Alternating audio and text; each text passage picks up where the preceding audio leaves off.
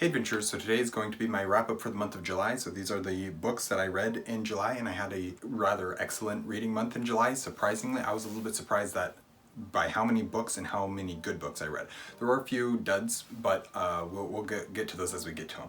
So I read 10 books in July, or rather finished 10 books. Some of them I had already been reading, some of them weren't terribly long, whatever it might be. But yeah, let's go through these and see what I've got on the list. So the first one that I finished in July is Pawn of Prophecy by David Eddings. This is the first book in the Belgariad, and this is a series that I have heard about and known about for a very, very long time. And for some reason I've just well, for one, I never had it written down on my list, on my TBR list. That's just like the generic every book that I want that sounds kind of interesting to me and that I might want to read at some point. And for some reason, I never had it written down on that list. And so I never even thought to go searching for it, but I needed an audiobook. So I was scrolling through my library to see what was available, and Pawn of Prophecy popped up and was like, oh yeah, I want to read that. And so I got that one, and I loved it. It's fantastic. It's exactly the type of thing that I was looking for, that I was hoping for. And I really enjoyed Pawn of Prophecy. I really enjoyed the epic fantasy, the classic heroic fantasy storytelling of it. There's clearly so much more going on behind in the background of the series, things that are going to come up as we continue on through the series, and I just haven't gotten there yet. But this is one that I do think that I will have to read closer together than the 4 months between books in a series that I usually do. So I'm going to probably try and do one every 2 months or so, but that means I have to be on top of it so that I can actually get my reviews done, which I am slowly catching up on writing reviews. As far as having written reviews, I am now into May with my review writings, and so we are slowly catching up, slowly getting through my reviews that I need to write, even though I haven't filmed them all or edited and uploaded them. So they're coming. I've got a whole bunch of reviews coming in that are backlogged at the moment, but I just gotta get them filmed and edited and uploaded. So let's see. So Pawn of Prophecy, yes, absolutely, and a fantastic book. Very strong contender for book of the month, and we'll talk about my other strong contender towards the end of it. Well, at the end. The last book of the month was also a strong contender. So let's see. The next book that I read is Save the Cat Goes to the Movies, which it was kind of an accident. I didn't intend to read this one. Again, I was scrolling through my library looking for an audiobook to listen to, and I kept thinking, I want to learn more about storytelling, I want to learn more about writing, and so I was like, all right, I should read Save the Cat, because I know everybody says that Save the Cat is fantastic. And so I searched for it, and I got the audiobook, and I started listening to it, and realized that it was the second book in the series, and it was not the original one that I wanted to read. And so I was like, well, whatever, I'll just read it, maybe I'll learn something from it. I didn't. This was the dud that I was talking about. Basically, this book was completely worthless for me. Maybe for some other people it would be more beneficial, but for me it did just about nothing. It didn't teach me anything that I needed to know, that I wanted to know. It didn't help me understand storytelling any better, and so really it didn't help me in any really beneficial way, which is disappointing to me, because I essentially wasted my time on that book. And so yeah, that's disappointing. I still need to read the original, and maybe the original will be better, but I have found, because this month and last month I guess let's see, July and June and July specifically, and August too to some degree, I have been really thinking about how today, I'm filming this on the 3rd of August, so it doesn't really matter. But anyways, I've been thinking about storytelling and how my brain processes storytelling. I've talked before about how I see the world through story and through storytelling and stuff like that. And so I understand stories. I have an intrinsic understanding and knowledge of stories and storytelling, but I, for some reason, cannot articulate that. And I haven't figured out a good way to articulate that. And so I've been looking for kind of ways that'll help me to understand it, help me to be able to better articulate it, and I haven't found it yet, which is really annoying to me. And I was hoping, well, maybe Save the Cat will teach me a little bit, and it just didn't. This second book in the Save the Cat series really didn't help me at all, and I was disappointed by it, quite frankly. And I do need to read the original, and maybe the original would help, but it didn't work for me. And I should have realized that as soon as I realized that it was the second book, I should have stopped listening and gone and found the first book, but my library doesn't have the first book on audiobook, which is the problem. Anyways, that's going on long enough. The first book that I've finished physically in a very long time. Basically, it's like the second or third book that I've finished physically this year.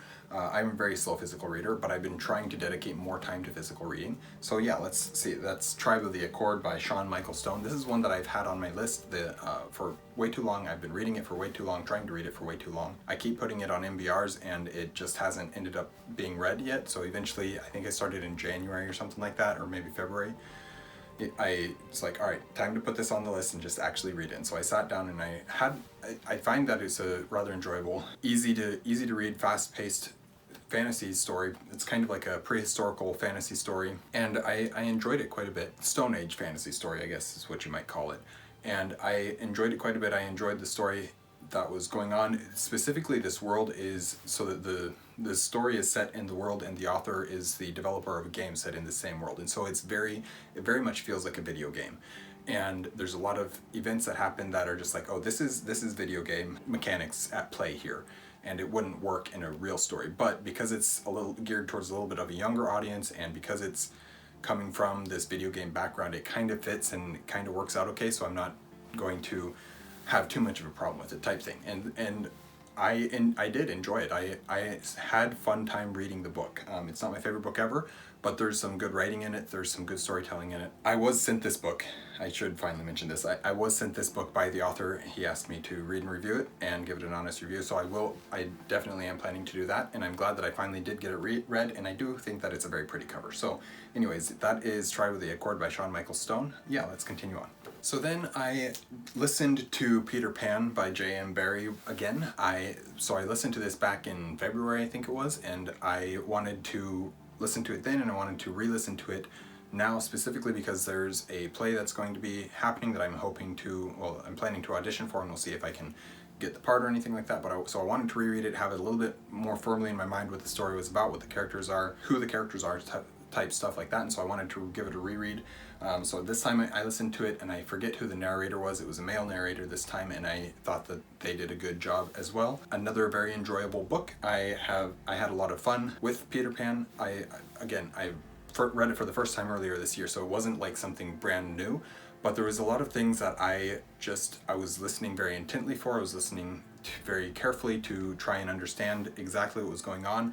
I caught a lot more things. I understood a lot more about the story and the intricacies of it and the disturbing aspects of the story as well, but I overall enjoyed it quite a bit. And so yeah, I'm glad to have reread it, but by the time I had finished rereading the book, I had already filmed my review, and so my review won't have any, unless I decide to add another clip or something in there, my review won't have any thoughts from this reread. And so, yeah, anyways, that's unnecessary extra information. But yes, I did reread Peter Pan by J.M. Barrie. Next, I listened to The Blood Mirror by Brent Weeks. This is book 4 of the Lightbringer series. This is one where I've been waiting for my library to get the audiobook back, because for some reason it has books 1, 2, 3, and 5, and it didn't have book 4, and it still doesn't have book 4. I got tired of waiting for them to purchase another audiobook or something like that for it, and so I just went to Audible and bought it on Audible they were having a super, like a 50% off sale or something on Audible, and so it was significantly cheaper, and so I just decided to buy that instead. And I listened to that. I love this story. I love the world of this Lightbringer and universe and these stories and the series. I love the magic that's going on in it. I quite like the characters. I feel like these books are more adult than I care for, and that's my biggest problem. There's more stuff in it that I don't want to be reading, and that's unfortunate, but the story's really good. I really like the story, I really like the characters, I really like the world and the magic, and so I can push that other stuff aside, but it does take my enjoyment of the stories down a fair amount, which is disappointing because I don't remember noticing that in the first book. It very possibly could have been there and I just didn't notice it, but it's disappointing to see it continue through books 2, 3, and 4, and I don't know about 5, but eventually I will get to 5. Hopefully it won't be 3 years between books between book 4 and 5 like it was between 3 and 4. Anyways, so yeah, I read book 4 of the Lightbringer series, which is The Blood Mirror by Brent Weeks. The next book that I read, I was hoping to have my physical copy by now, but it hasn't shipped yet, which is a little bit disappointing, but I listened to the audiobook for Isles of the Emberdark, which is Secret Project Book 5 by Brandon Sanderson, or Secret Project 5 by Brandon Sanderson. This is another Cosmere novel. This is one that's set in the same world as Six of the Dusk and follows our same characters. I liked this book a lot. I really liked the character of Dusk. I thought that he was a very strong character. I feel like his novella is good on its own, not great, but it's good, and it's got some interesting things to it. And I feel like Isles of the Emberdark was a lot better, or at least his character in Isles of the Emberdark was a lot better. I didn't care for Starling as a character that much. I felt a little bit disappointed by the fact that it's titled Isles of the Emberdark, which is plural, and we visit Isle of the Emberdark. Technically we do visit two, but one doesn't really count. And so that's a little bit disappointing to me. But yeah, I enjoyed this one quite a bit. So let's see, my ranking previously was Yumi. I think it was Yumi, Tress, Wizard's Guide, or Frugal Wizard, and then Sunlit Man was my fourth, I think. And so I think where I would put Isles is, I think I'd put it right, basically tied with Tress, and I enjoyed it a good amount. There's a lot of things going on with it, a lot of interesting things, Cosmere implications type stuff that's going on, but that's okay. The story itself, Sixth of the Dusk's story himself, or that portion of the story was really interesting to me, and I enjoyed that a lot. I have more to say about that book, but I will save it for my review when I get there. And yeah, I did enjoy it quite a bit. I am a little bit burnt out on Sanderson. I got to this one and I enjoyed it quite a bit, and it didn't improve or worsen my burnout on Sanderson at the moment. It was good enough that I didn't fall further into the burnout or anything like that, and so that's good. I'm ready to take a break from Sanderson for the moment. I'll probably take a break until he starts releasing Mistborn Era 3, because Mistborn has been the one series that I have not gotten burnt out with. Even the last book in the Wax and Wane Era 2, that one I didn't really get burnt out with too much. It was right in the time where I was reading a whole bunch of Sanderson, and so I was getting burnt out with the things around it. But looking back now, I keep thinking, man, I really love Mistborn and that world. And so hopefully that will stay the same with Mistborn Era 3. We will see what happens. Let's continue on, because I'm rambling now about books that I didn't even read. Alright, so the next one that I finished is The Crimson Fire by Abel Montero. This is a high fantasy book. I was sent the ebook, an e-arc, that's what it's called. I was sent an e-arc for The Crimson Fire, and I've been slowly reading it over the past 3-ish months, whatever it was. I read very slowly on physical. I read even slower on ebook, except that I have more opportunities to read, or I take more opportunities to read, and basically that's usually about 20 minutes on my lunch break that I get to read. And so I'm able to consistently make progress on my ebooks, even though it goes really slow. And this one I've been just reading pieces of, small chunks of, as I had the opportunity, and I really enjoyed it. I was really surprised with how much I enjoyed it. I'm going to prioritize my review of it because it is a new release, and for a smaller self-published author, I don't think he's self-published in Italy, but I believe he's self-published here in the States. And so I want to prioritize that for sure, because he's a part of the community, and yeah, I want to do that. But anyways, Crimson Fire, really enjoyed it, really surprised with how much I enjoyed it, and the way that Montero was able to make me enjoy this story with the way that he was telling it and the characters that he was writing about. It just very enjoyable for me. Yeah, I'm very much looking forward to more from this author for more books in this series. Memories of Kenjir, I believe, is the series title. So yeah, looking forward to more of that as well. Then I finally listened to a book that I've been really excited to listen to since I read book one, which book one is a Touch of Light. So book two is A Shade of Madness by Thiago Abdallah. This is a rather dark, some would say grimdark fantasy series, but it's not grimdark in the sense that it is full of nihilistic viewpoints and no hope whatsoever and just garbage people doing garbage things. It's not that. It's a dark book it's about disease. I mean, it's a shade of madness, and that madness is talking about disease and the madness that comes from that disease. It's kind of think of like a rabies type mentality that comes with with, not mentality, but disease, madness that comes with this disease. And so that's kind of what we're seeing with A Shade of Madness.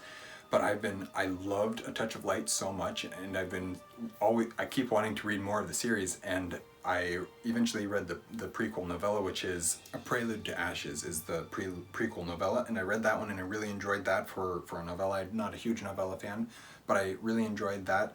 And so it's been a while, it's been way too long it's taken me way too long to get to A Shade of Madness, but I'm really glad that I finally did, because I really enjoyed it. I really had a fun time with this story. It's a dark story. It's a not easy read in a lot of ways, but it's very fun, and fun in the sense of I'm enjoying the story. I'm enjoying the journey that we're going on through this story. And so yeah, I really enjoyed that one as well, and I am looking forward to more whenever more comes. I haven't heard anything on the next books in the series, but I'm also not I don't talk much to Abdallah. I've interacted with him occasionally is all. Then I finally finished an ebook, or a physical book that I've been reading that's been on my floor for years, and I finally went through and finished it, and that is J.R. Tolkien's translation of Sir Gawain and the Green Knight, Pearl and Sir Orfeo. I've read Sir Gawain and the Green Knight several times, 3, 4 maybe times, and so I wanted to go through and read the rest of the 2 books in here so I could just mark it off the list and actually make progress and add to my completed books by Tolkien. Even though it's translated by Tolkien, I still count it. And so yeah, I finally sat down and finished it. Pearl, I liked a lot of things about Pearl. I like the biblical imagery that goes on with all of the story in this book, in this poem, this piece of poetry. But it wasn't my favorite in terms of the story being told, in terms of the meter or the rhythm of it, anything like that. Although I do appreciate it, it wasn't my favorite. However, Sir Orfeo was very fun. It's essentially a retelling of what's it, Orpheus and Eurydice or something like that. I can never remember how to pronounce that story from Greek mythology. That's what I'm trying to say. This one, it's basically a retelling of Orpheus' story, where he descends into the underworld to bring back his deceased wife, and that story and the way that he tells that story. And so we get a retelling of that with a more knightly and British twist on it, and it's very enjoyable. The meter, the rhythm is very poetic, very much, how do I want to say it, traditional poetry, where it's got a rhythm and a meter that is very easy to understand, very easy to read and hear, and I enjoy that. I do enjoy that, and it was just a very easy story for me to understand the story, and I was taking them in very short pieces. They're not long. The Pearl and Sir Orfeo totals about 87 pages between the 2 of them, and so it's very short because they're not full pages full of dialogue. They're broken up into smaller sections, and so I was able to go through them very quickly. But I was also taking very small bites of them at a time, and it's just good to be making progress through these. Enjoy this a lot. I will go through it and do a review for this whole compilation, whatever you want to call it. But anyways, I enjoy this a lot. I had a lot of fun with this, and I'm very glad to have finally finished it after years of it sitting there with me telling myself I need to read it. So anyways, and the last one that I read is another epic fantasy book that I have been hearing people tell me that essentially I've been hearing people tell me I need to read this book for a very long time, since about the time that I started watching BookTube. I don't remember what year this came out, but I remember the first person I saw reading and talking about this book was Murphy Napier, and so since then it's been in the back of my mind because I've heard it described so many times as basically a new version of Lord of the Rings, a new retelling of Lord of the Rings or something like that. And I see why. There's definitely some aspects that are reminiscent of Lord of the Rings, but it is a very different story. It is a very different type of book. It's a lot darker, a lot more grim than Lord of the Rings, but is very enjoyable. Again, very much what I like to see in my fantasy. Obviously, Lord of the Rings is the gold standard for what I want to see in my fantasy. But there's other books that, like David Eddings' Pawn of Prophecy, that was one that is very similar to what I like to read, fits my reading tastes perfectly. What was Ghost King by David Gemmell is another one that that fits my reading tastes very well, and so is this The Ember Blade by, I didn't mention who it's by because I can't remember who it's by off the top of my head. His name is Chris Whitting. Yes, so The Ember Blade by Chris Whitting, and that's one that it's one where I was expecting to enjoy it and hoping that I would enjoy it. I just wasn't sure, because when I hear so many good reviews of a book, I automatically think I'm not going to like this one. And sometimes it's the case, but sometimes I do like it. Sometimes it's just me wanting to be contrary. And I know that that's not how I should approach books, but I was hoping that I would enjoy it, and I really did. Wooding has an excellent grasp of immersion, and there was sequences. It's in a landscape that I haven't seen. I haven't experienced this landscape, but the way that he was describing it, it felt so familiar to me, and not because it was similar to other fantasy stories, but rather because it was something familiar to me as a Alaskan, essentially. And I'm not saying that it was Alaskan landscapes, but there's aspects of that it reminded me of, and it was just very beautiful in a not overly descriptive way. But yeah, very much enjoyed The Ember Blade as well, and I'm looking forward to Shadow Casket, which is book 2. I don't know when I'm going to read it. It's off in the future at some point, but it is definitely in the plans to read. So those are the books that I read in July. I had Pawn of Prophecy and The Ember Blade both as strong contenders for my book of the month, and I also read 10 books in July, which that's crazy to me. Usually I don't read. I can usually get 7 or 8 with audiobooks and with physical reading, but for some reason, I think it's just because I was finishing up so much stuff. Let's see how many I was finishing up in July. There was Pawn of Prophecy I had started in June. Try with the Accord I had started. Crimson Fire I had already started, in Sir Gawain and the Green Knight. So 4 of the books I had already started before the month of July, and so I was significantly through those books already by the time that the new month came, and so I was just kind of finishing them up, and so that definitely adds to my numbers, but still a very good reading month for me. 2 books that are that could easily be considered book of the month, as well as possibly top books of the year. Honestly, I'm a little bit scared to go through my top books of the year list and try and select a favorite, because I've read some fantastic books that fit my tastes perfectly this year. And yeah, so anyways, that is my wrap up for the month of July 2025. Thank you guys for watching an Erudite Adventure. We post videos every Monday and Thursday, and have our social media is linked to the description box down below. Please like, comment, and subscribe if you haven't already, and we will see you guys again soon. Stay warm.